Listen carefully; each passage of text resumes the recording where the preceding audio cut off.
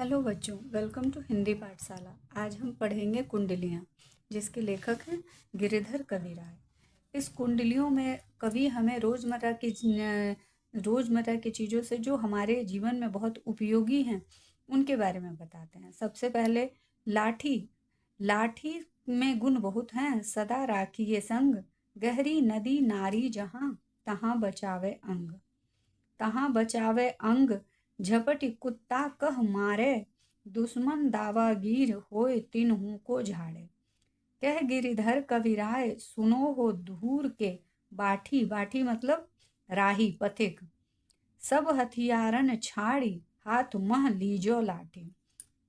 कवि कहते हैं कि लाठी को हमेशा अपने साथ रखिए, राखिए संग, अपने संग रखिए। क्यों? क्योंकि जहाँ गहरी नदी हो, नारी जहाँ, नदी नाला जहाँ हो, वहाँ पर में हमें लाठी बचाता है। लाठी के सहारे हम उस नदी को पार कर सकते हैं, गहराई नाप सकते हैं कि कहीं गहरी तो नहीं है ज़्यादा नदी, हम डूब तो नहीं जाएंगे। जहाँ बचावे अंग, झपटी कुत्ता कह मारे। कहीं पर भी अगर रास्ते पे चलते समय बहुत समय ऐसा होता है कि कुत्ता हमारे पीछे पड़ जाता है, तो कवि का कहना है कि उस समस्या से भी, कुत्तों से भी हमें लाठी बचाव कर सकता है, उसे भगा सकते हैं हम डराकर। दुश्मन दावागीर होए तिन्हू को झाड़े। अगर रास्ते में कोई दुश्मन अचानक से हम पर हमला कर दे तो लाठी उससे भी हमें बचा सकती है। इसीलिए गिरधर कवि राय कहते हैं कि हो दूर के बाठी, दूर के पथिक राही, सब हथियार को छोड़कर हाथ में लाठी लेकर ही चलना चाहिए। आप सफर में लाठी को साथ में लेकर चलें। अब कवि कम्बल के महत्व के बारे में हमें बताते हैं। कमरी थोड़े दाम की, बहुते आवे काम। शाखा मलमल वाफदा, उनकर राखे मान। उनकर राखे मान, बद जह आड़े आवे। बकुचा बांधे मोट, राति को झाड़ी बिछावे। कह गिरिधर कविराय, मिलत है थोड़े दमड़ी। सब दिन राखे साथ, बड़ी मर्यादा कमरी। यहाँ पर कवि कहते हैं कि कमरी थोड़े दाम की होती है, थोड़े ही दाम में, ज़्यादा महंगी नहीं होती कमरी। कंबल बहुत कम दाम में होती है, लेकिन बहुत काम आती है, बहुत ही काम आती है। और खासा मलमल वाफदा, उस पर राखे मान। मलमल वाफदा, मोटी रजाई, अगर हम उसका भी मान ये कंबल रख लेती है, उससे भी उसके बराबर की ये मान कंबल हमारी रख लेती है, क्योंकि ये सस्ती होती है, हल्की होती है। उन पर बांधे जह आड़े आवे। जहाँ पर में कहीं पर हम कहीं दूर यात्रा करने जाते हैं, तो पुराने ज़माने में इतना बैग वगैरह नहीं हुआ करते थे, तो लोग कम्बल में ही अपने कपड़े और ज़रूरत की सामान बांध लेते थे। वही यहाँ कवि कहते हैं कि बकुचा बांधे मोट।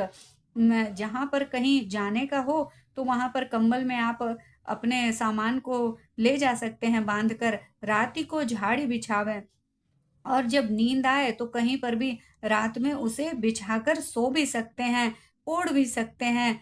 कह गिरधर कविराय कहते हैं कि थोड़े दाम की ये जो चीज है कंबल, थोड़े दाम में मिलती है, पर हमेशा साथ रखनी चाहिए, क्योंकि इसकी बहुत ही मर्यादा, बहुत काम की चीज है ये कंबल। तीसरी कुंडली में हमें कवि गुण के बारे में बताते हैं।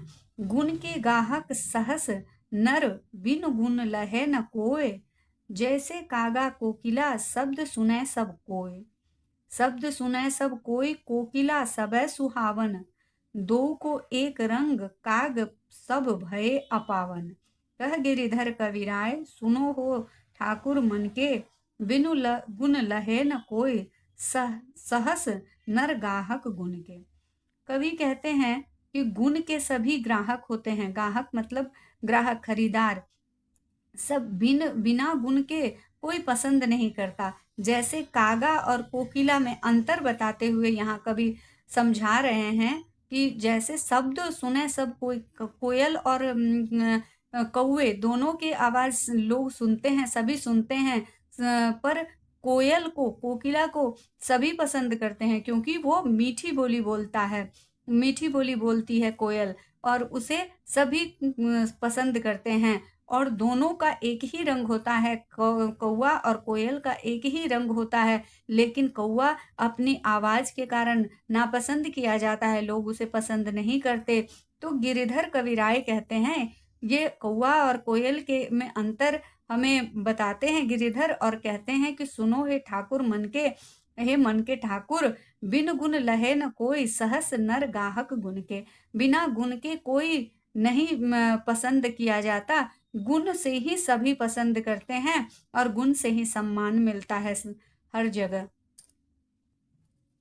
चौथे कुंडली में कवि कहते हैं, साईं सब संसार में मतलब का व्यवहार, जब लय पैसा गांठ में तब लय ताको यार। तब लय ताको यार, यार संग ही संग डोले, पैसा रहे न पास, यार मुख से नहीं बोले। कह गिरिधर कविराय, जगत यही लेखा भाई, करत बेगर्जी प्रीति, यार बिरला कोई साई। यहाँ पर कवि कहते हैं कि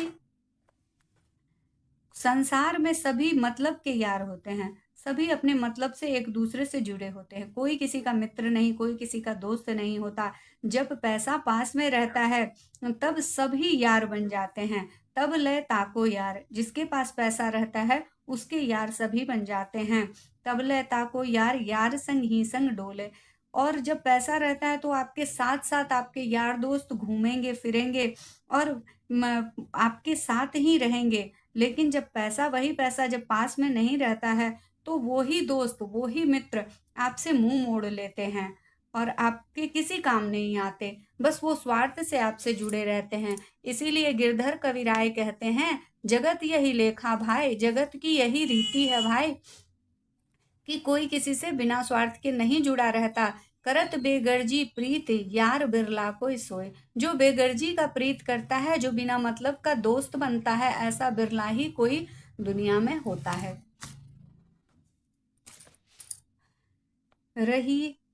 रहिए लटपट काट दिन, बरु धामे मां सोए, छाह न बाकी बैठिए, जो तरु पतरो होए।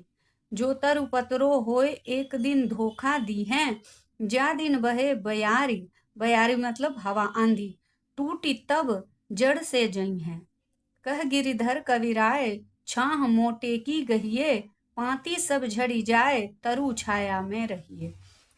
कवि के हमें समझाते हैं कि कभी भी लटपट काट दिन, कैसे भी करके कष्ट करके भी दिन काट लें, वरु धामे मां सोए, धूप में ही समय बिता लें, लेकिन वैसे पेड़ के नीचे, छाया के नीचे नहीं आप आसरा बनाइए, अपने बैठने की जगह बनाइए जो पतला हो, जो तरु पतला है, जो वृक्ष पतला है, ऐसी छाह में मत बैठिए। एक दिन धोखा दी हैं, वो वृक्ष आपको एक दिन धोखा देगा। कभी भी जा दिन बहे बयारी, जिस दिन आंधी चलेगी वह टूट जाएगा और जड़ से टूट जाएगा और आपको हानि पहुंचा सकता है। इसलिए गिरधर कविराय कहते हैं कि छाह मोटे की गहिए, मोटे वृक्ष की छाया में बैठिए, मोटे वृक्ष की शरण लीजिए, मजबूत वृक्ष की शरण लीजिए। पाती सब झड़ी जाए, तरु छाया में रहिए। मोटे वृक्ष की ये खासियत है कि अगर उसकी पत्तियां साड़ी झड़ जाती हैं फिर भी वह इतना विशाल होता है कि आपको छाया देगा। कवि यहाँ हमें समझाना चाहते हैं, हमें बताना चाहते हैं कि जो खुद बेसहारा हो, उसके जो कम मजबूत हो, उसके सहारे आप मत रहिए। आपको अगर सहारा बनाना है तो मजबूत इंसान का या मजबूत पेड़ का, ऐसे लोगों का सहारा बनाइए जो आपका सहारा बन सके। जो बीच में आपको धोखा दे, ऐसे को सहारा मत बनाइए। पानी बाढ़े नाव में, घर में बाढ़े दाम, दो हाथ उलीछिए, यही सयानों काम। सयानों मतलब होशियारों का काम है, बुद्धिमानों का।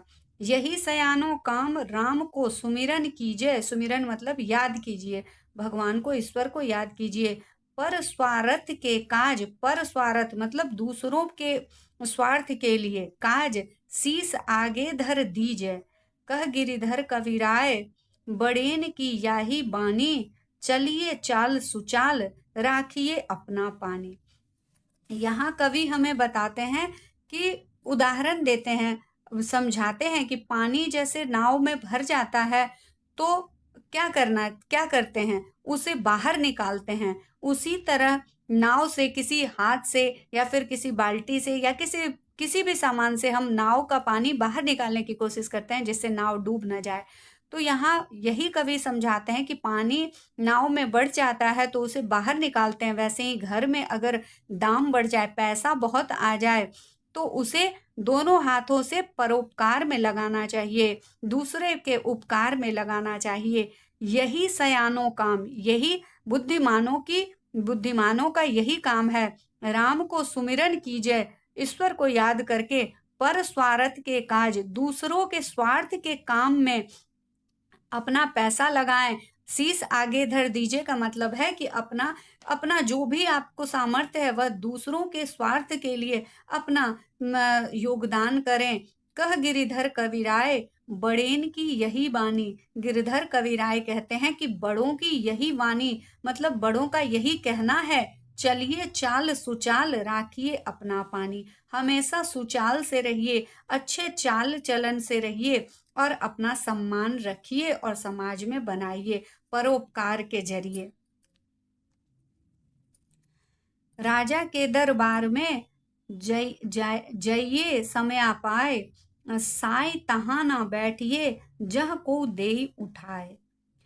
जह को दे उठाए, बोल अनबोले रहिए। अनबोले मतलब चुप रहना। हंसिए नहीं हहाय, हहाय मतलब जोर से। बात पूछे ते कहिए, पूछने पर ही बात पूछे मतलब पूछे कोई तब कहिए। कह गिरधर कबीराय, समय सो कीजय काजा। समय पर काम करें, अति आतुर नहीं होए, बहुरी अनखइहें राजा। कवि राय हमें बताते हैं, हमें कहते हैं कि राजा के दरबार में कभी भी बिना समय के, बिना इजाजत के नहीं जाना चाहिए। राजा के दरबार में हमें हमेशा पूछ के और समय पर ही जाना चाहिए। साई तहाना बैठिए, जहां को दे उठाए।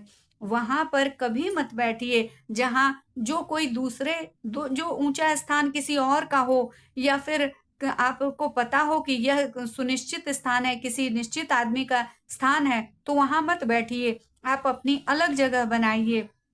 जहां को दे उठाए, बोल अनबोले रहिए। बोल अनबोले, चुप रहिए, बिना पूछे मत बोलिए। जहां पर में आप राजा के दरबार या कहीं भी प्रतिष्ठित जगह या पर कहीं अनजान जगह पर आप जाते हैं तो चुप रहिए, हंसिए नहीं हहाय, बात पूछे ते कहिए। और खूब जोर जोर से हंसिए नहीं, बिना बिना पूछे कोई बात का जवाब मत दीजिए, पूछने पर ही कुछ बताइए। कह गिरिधर कविराय, गिरिधर कविराय कहते हैं, समय सो कीजिए काजा। समय पर ही कोई काम अच्छा लगता है, शोभता है। समय से हंसना, समय से बोलना और उचित बोलना, उचित उचित समय का बहुत ही महत्व है। अति आतुर नहीं होए, बहुत आतुर मत होइए, मतलब बहुत अंधैर्य मत होइए, धैर्य के साथ चलिए। बहुरी अनखइहें राजा, नहीं तो राजा के दरबार में आपकी बेइज्जती हो सकती है, आपका अपमान हो सकता है। कवि हमें ये समझा रहे हैं। बच्चों, अगर पाठ समझ में आया हो तो दोस्तों के साथ शेयर कीजिएगा, लाइक और सब्सक्राइब कीजिएगा। Thank you.